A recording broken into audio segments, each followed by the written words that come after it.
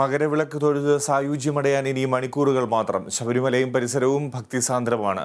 സന്നിധാനത്ത് വൻ ഭക്തജനത്തിരക്കാണ് അനുഭവപ്പെടുന്നത്. വിവരങ്ങളുമായി ഡി ബിനോയ്. മകരവിളക്ക് ഉത്സവത്തിന് ഇനി മണിക്കൂറുകൾ മാത്രം ബാക്കി നിൽക്കെ ശബരിമല സന്നിധാനവും പരിസരവുമെല്ലാം തന്നെ തീർത്ഥാടകരെ കൊണ്ട് നിറഞ്ഞു കവിഞ്ഞിരിക്കുന്ന ഒരവസ്ഥയാണ്. ഇപ്പോഴും നമുക്കിങ്ങനെ കാണാം. ദർശനത്തിനുവേണ്ടി തീർത്ഥാടകർ കാത്തു നിൽക്കുന്ന വലിയൊരു ക്യൂ ആണ്. ഇത് 18-ാം പടിക്ക് തൊട്ട് താഴെയുള്ള ദർശനത്തിന് വേണ്ടിയുള്ള നിരയാണ്. ഇത് കഴിഞ്ഞ ദിവസം മുതൽ തന്നെ പമ്പയിലെത്തി അവിടെ നിന്നും മുകളിലേക്ക് എത്തിയ തീർത്ഥാടകർ നല്ലൊരു ശതമാനമാണ്. ഇന്ന് ഉച്ചയ്ക്ക് 12 മണിക്ക് ശേഷം തീർത്ഥാടകരെ പമ്പയിൽ നിന്നും ശബരിമല സന്നിധാനത്തേക്ക് കടത്തിവിടുകയില്ല. കാരണം തിരക്ക് നിയന്ത്രിക്കുന്നതിൻ്റെ ഭാഗമായിട്ടാണ് ഇത്തരത്തിൽ ഒരു നിയന്ത്രണം ഏർപ്പെടുത്തിയിരിക്കുന്നത്. 9 മണിയോടുകൂടി നെയ്യഭിഷേകം ഉൾപ്പെടെയുള്ള ചടങ്ങുകൾ പൂർത്തിയാകും. അതിനുശേഷമായിരിക്കും മകരവിളക്കിന് മുന്നോടിയായുള്ള പൂജകളിലേക്ക് കടക്കുക. ശബരിമല സന്നിധാനവും പരിസരവുമെല്ലാം ഇത്തരത്തിൽ തീർത്ഥാടകരെ കൊണ്ട് നിറഞ്ഞു കഴിഞ്ഞിരിക്കുന്നു.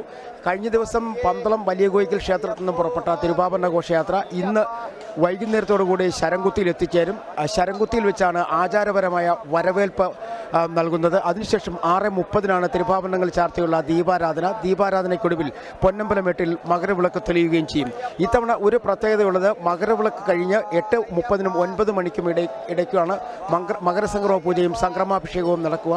സംക്രമപൂജയ്ക്കും സംക്രമാഭിഷേകത്തിനുമുള്ള ചടങ്ങുകൾ പൂർത്തിയായി കഴിഞ്ഞു. സംക്രമാഭിഷേകത്തിന് കവടിയാർ കൊട്ടാരത്തിൽ നിന്ന് കൊണ്ടുവരുന്ന നെയ്യ് ഉപയോഗിച്ചാണ് അഭിഷേകം നടത്തുന്നത്.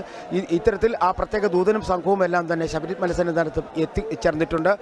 അതുപോലെ ഇന്ന് ഉച്ചയ്ക്ക് ശേഷം മുതൽ തീർത്ഥാടകരെ കയറ്റിവിടുന്നതിന്, അതായത് പമ്പയിൽ നിന്നും സന്നിധാനത്തേക്ക് കയറ്റിവിടുന്നതിന് കർശന നിയന്ത്രണങ്ങൾ ഏർപ്പെടുത്തിയിട്ടുണ്ട്. കാരണം തിരക്ക് നിയന്ത്രിക്കുന്നതിൻ്റെ ഭാഗമായാണ്. പമ്പ, നിലയ്ക്കൽ എന്നിവിടങ്ങളിലും തീർത്ഥാടകർക്ക് നിയന്ത്രണമുണ്ടാകും. തീർത്ഥാടകരുടെ വാഹനങ്ങൾ, അതായത് സ്വകാര്യ വാഹനങ്ങൾ നിലയ്ക്കൽ നിന്നും പമ്പയിലേക്ക് കടത്തിവിടില്ല. അതുപോലെ നിലയ്ക്കൽ ഭാഗത്തും വാഹനങ്ങൾക്ക് നിയന്ത്രണമുണ്ടാവും. മകരവിളക്ക് കഴിഞ്ഞ് തീർത്ഥാടകർ ഏകദേശം പൂർണ്ണമായും ഇറങ്ങുന്നതുവരെ പമ്പയിൽ നിന്നും സന്നിധാനത്തേക്ക് തീർത്ഥാടകരെ കയറ്റിവിടാനുള്ള സാധ്യതയും കുറവാണ്. അതുപോലെ മകരവിളക്ക് കാണാൻ കഴിയുന്ന എല്ലാ സ്ഥലങ്ങളിലും തീർത്ഥാടകരെ കൊണ്ട് നിറഞ്ഞിരിക്കുന്നു. ഇനി ഒരു സ്ഥലത്ത് പോലും തീർത്ഥാടകർ തങ്ങാൻ സ്ഥലമില്ലാത്ത ഒരു അവസ്ഥയിലേക്ക് നീങ്ങിക്കഴിഞ്ഞിരിക്കുന്നു. ശബരിമല സന്നിധാനം പൂർണ്ണമായും അത്തരത്തിൽ തീർത്ഥാടകർ കൊണ്ട് നിബിഡമാണ്. 10-ാം തീയതി മുതൽ ശബരിമല സന്നിധാനത്തെത്തിയ തീർത്ഥാടകരിൽ നല്ലൊരു ശതമാനവും പർണശാലകളൊക്കെ കെട്ടി ശബരിമലയിൽ തന്നെ പാണ്ടിത്താവളം, മാളികപ്പുറം ഇങ്ങനെ തുടങ്ങിയ സ്ഥലങ്ങളിലൊക്കെ തങ്ങുകയാണ്. ഇവിടെ തീർത്ഥാടകരെ കൊണ്ട് നിറഞ്ഞിരിക്കുന്നു. അവിടെയും തീർത്ഥാടകർക്ക് നിയന്ത്രണമുണ്ട്.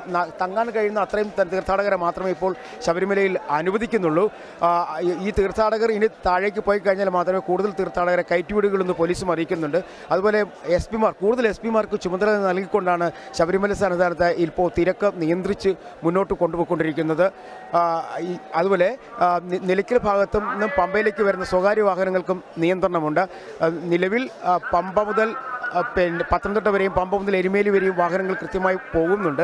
ഇനി തിരക്ക് കൂടുകയാണെങ്കിൽ അത്തരത്തിൽ തീർത്ഥാടകർ വരുന്ന വാഹനങ്ങളെ അവർ പല സ്ഥലങ്ങളിലും, അതായത് ബേസ് ക്യാമ്പുകളിൽ അല്ലെങ്കിൽ തീർത്ഥാടകർ തങ്ങാൻ എവിടെയെല്ലാം സ്ഥലം കിട്ടും അത്തരം സ്ഥലങ്ങളിൽ തങ്ങുന്നതിനുള്ള സംവിധാനം ഏർപ്പെടുത്തുമെന്നാണ് പത്തനംതിട്ട ജില്ലാ ഭരണകൂടം അറിയിച്ചിരിക്കുന്നത്. ഇടുക്കി ജില്ലയിലെ പുല്ലുമേട്ടിലാണ് തീർത്ഥാടകരിൽ നല്ലൊരു ശതമാനം ഇപ്പോൾ മറ്റൊരു മകരവിളക്കാണ് മറ്റൊരു സ്ഥലമായി തിരഞ്ഞെടുക്കപ്പെട്ടിരിക്കുന്നത്. അവിടെയും സുരക്ഷാ ക്രമീകരണങ്ങൾ ശക്തമാക്കിയിട്ടുണ്ട്. ശബരിമല സന്നിധാനത്തു നിന്നും സജി തറയിലിനൊപ്പം D Binoy, Kerala Vision news.